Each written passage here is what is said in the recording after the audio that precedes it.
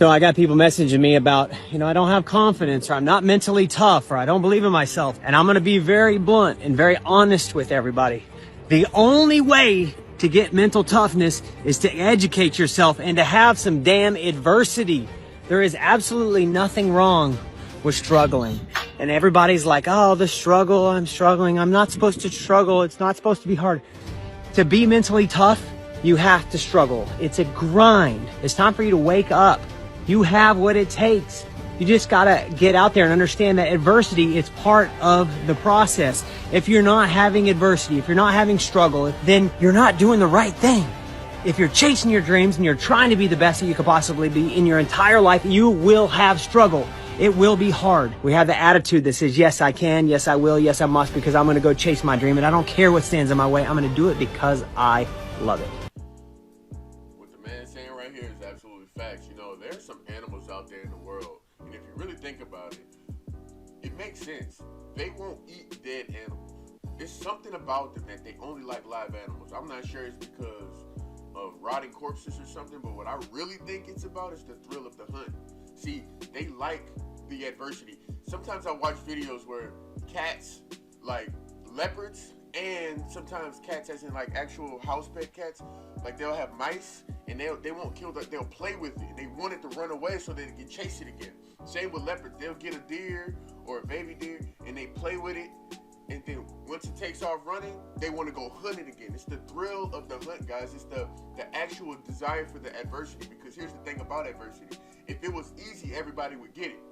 You know what I mean? So it's the feel of accomplishment that you get once you go through something difficult.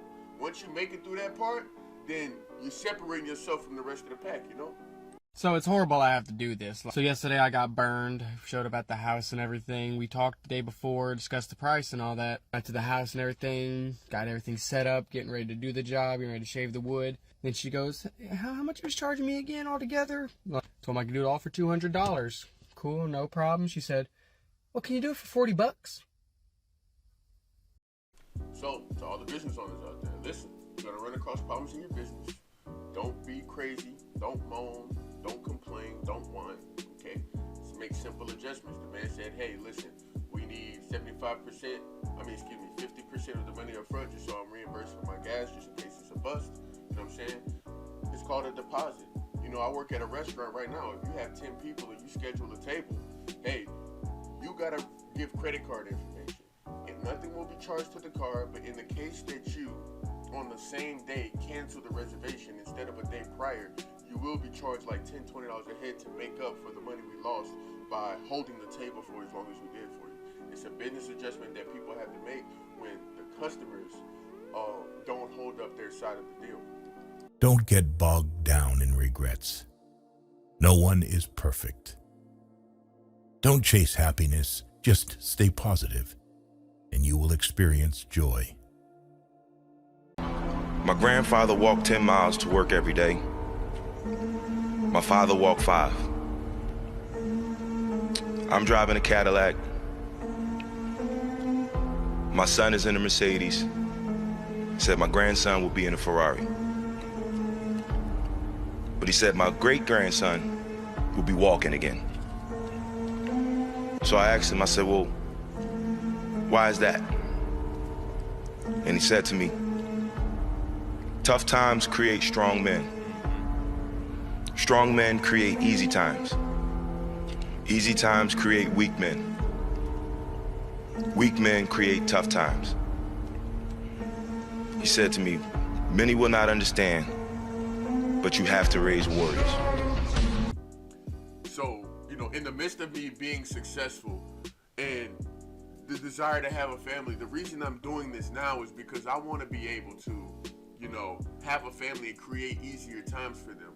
But honestly, I still want to create adversity. I want my children to have competitive edge. I want them to compete, not so much against each other, but against the workforce out there. I want to create easy times, but more so the success is because I want us to have options.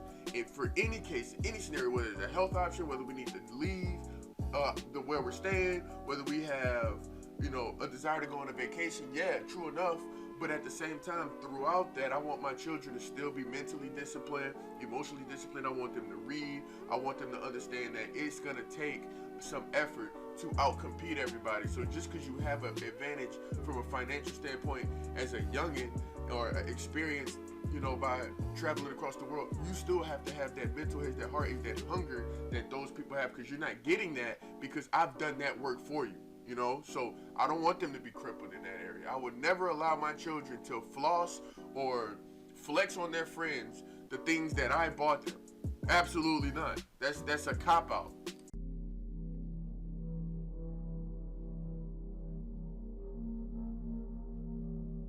Be a dangerous man. You can't be a good man, a fully good man, if you're not a dangerous man. It's okay, be dangerous. Now, being dangerous is not being a threat. They're two different things. To be good is to do good to people, and sometimes doing good to people is protecting those people. Often the most dangerous man in the room is the quietest man in the room, all right? And it's not about going out and lifting weights and getting a bunch of tattoos and wearing leather jackets and walking around with your chest and shoulders up, hulking around saying, I'm dangerous. That's very rarely is that a dangerous man. Become a good man. So the best example I can think of for what this guy is actually saying is Jesus Christ himself, right? He was a renowned world leader. Obviously, he was the Son of God, but he was dangerous because he was opposing the rulers of that time. He was basically telling them, hey, you're doing things wrong. You are religious in a sense, but you are not true followers of God. Okay, so your religious construct, it's beneficial for you, but not for everybody. So he had a lot of people following him, but he wasn't going around hacking people. He wasn't going around fighting people. He wasn't, from what I understand, working out every day in the gym, gaining muscle. No, his strength came from his leadership, his knowledge, his divinity, okay?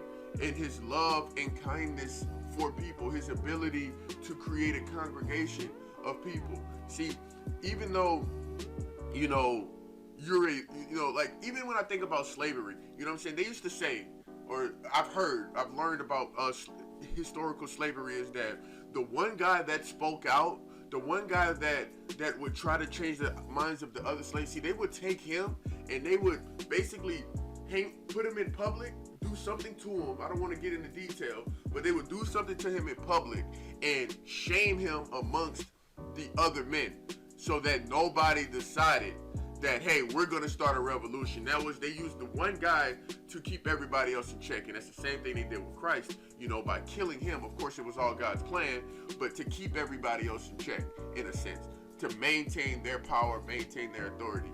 Matter of fact, there's a movie from Ants. Let me just play it. There was that ant that stood up to me. Yeah, but we can forget about him. Yeah, it was just one ant. One ant. Yeah, you're right. It's just one ant. Yeah, boss, they're puny. Puny? Say, let's pretend this grain is a puny little ant. Did that hurt? Nope. Well, how about this one? Are you kidding? Well, how about this?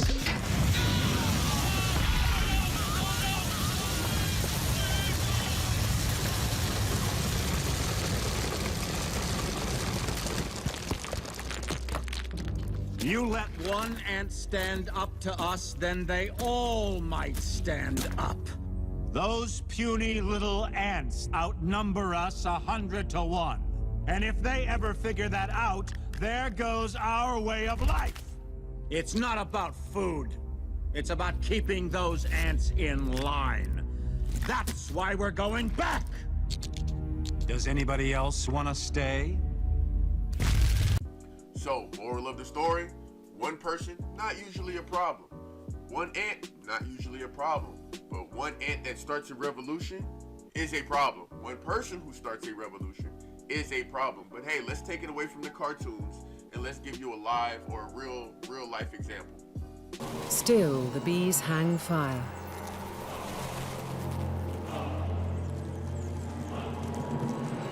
Then one is caught.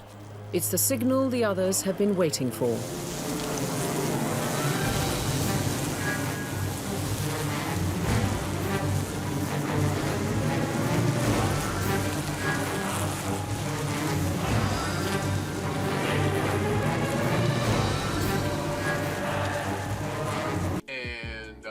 Yeah, I'm pretty sure you understand what happens from there. 10 years from now, you'll wish you had tried it. You'll wish you had not retreated back into comfort this time. You'll wish you had not given up. This is a message from your future self. Keep pushing just a little further. Prove it to yourself. Pain is temporary, but pride is forever. Guys, get it going. Start now, guys. You don't want to be regretting your life later on because you decided to indulge in small pleasures now. The satisfaction and the gratitude you get from delayed gratification is so much better. Now, the only thing I will change of what the narrator said is that pride is forever. Guys, I want to say satisfaction is forever. Achievement is forever. Let go of that pride stuff, man. You do not need it. It will destroy you.